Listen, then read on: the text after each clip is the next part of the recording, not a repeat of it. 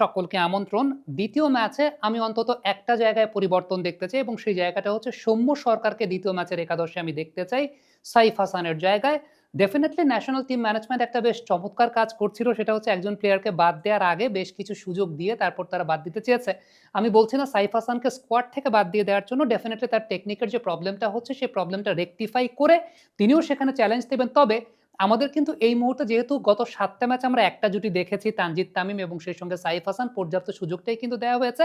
এই মুহূর্তে একটু তানজিদ তামিম এবং সৌম্য সরকারের জুটিটাও কিন্তু দেখাটা খুব গুরুত্বপূর্ণ। বিশেষ করে সৌম্য আসলে এমন একজন ক্রিকেটার যাকে আপনি ডোমেস্টিক ক্রিকেটে কেমন পারফরমেন্স করছেন সেটা দিয়ে বিবেচনা করতে পারবেন না, কারণ কিছু প্লেয়ার কিন্তু এমনিতেই থাকেন যারা ইন্টারন্যাশনাল ক্রিকেটে ready to perform kind of player.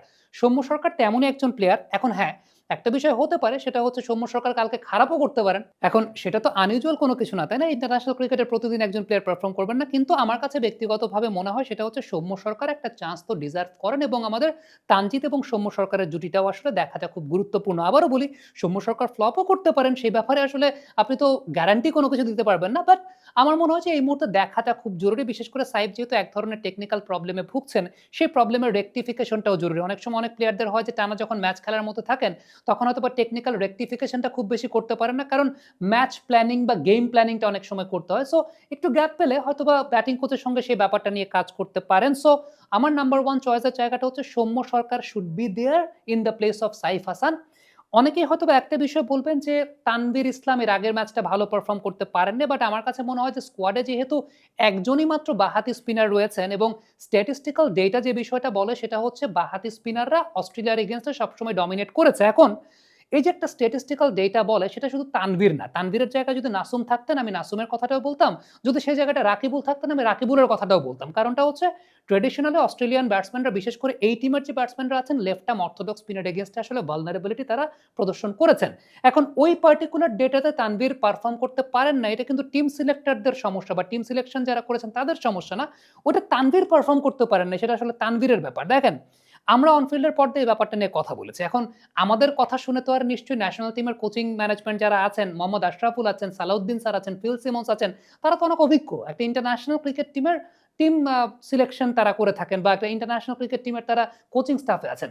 তারা অবশ্যই ডেটার উপর রিলাই করেই কিন্তু তানভীরকে খেলিয়েছেন। All of a sudden out of nowhere Rishad টানা খেলে যাচ্ছিলেন ম্যাচ। রিশাদকে তারা সেই জায়গাটায় বসিয়ে তারা সেই জায়গাটা খেলাচ্ছেন। আমি তো ন্যাশনাল টিমেরও পার্ট না, তাই না? অনেকে এই ব্যাপারটা নিয়ে মন্তব্য করার চেষ্টা করেছেন। বাট ন্যাশনাল টিমে তো সেটা করেছে এবং সেটা ভেরি অবভিয়াস, কারণ ডেটা সেই বিষয়টাই বলে।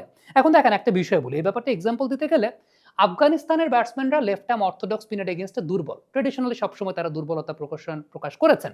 এখন এশিয়া কাপে শ্রীলঙ্কা আফগানিস্তান ম্যাচে দুনিত ওয়ালালাগাকে শ্রীলঙ্কান কোচ সানাত জয়সুরিয়া খেলিয়েছে।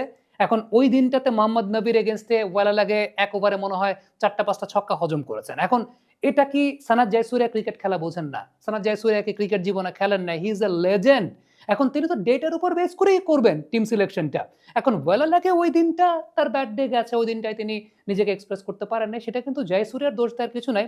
আমার মনে আছে তখন ওই ব্যাপারটা নিয়ে আমরা অনফিল্ডের পর্দায় একটা ভিডিও করেছিলাম আগে, ম্যাচের আগে, যে এই ম্যাচে ওয়ালালাগে আসবেন বা ডেটা সেই বিষয়টাই বলে।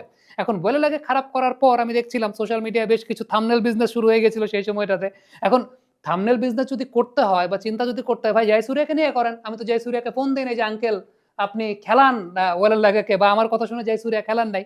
সো ডেটা কিন্তু এভাবেই বলে। সো আমার কাছে মনে হয় যে ন্যাশনাল টিম যেহেতু এই পলিসিতেই চলে এখন বা তারা আসলে ওইভাবে চিন্তা করে না, সো তানভীর ইসলাম আরো একটা সুযোগ অবশ্যই ডিজার্ভ করেন সেই জায়গাটাতে এবং ডেটা সেটাই বলে লেফট আর্ম অর্থোডক্স স্পিনার অস্ট্রেলিয়ার এগেইনস্টে প্রভাব বিস্তার করে। দলে একজন right arm off break bowler আছেন, একজন লেফট আর্ম স্পিনার থাকবেন, মোসাদ্দেকও আরো একজন right arm off break bowler. Even Mosaddek better perform করেছেন than Mehedi Hasan Miraz as a bowler.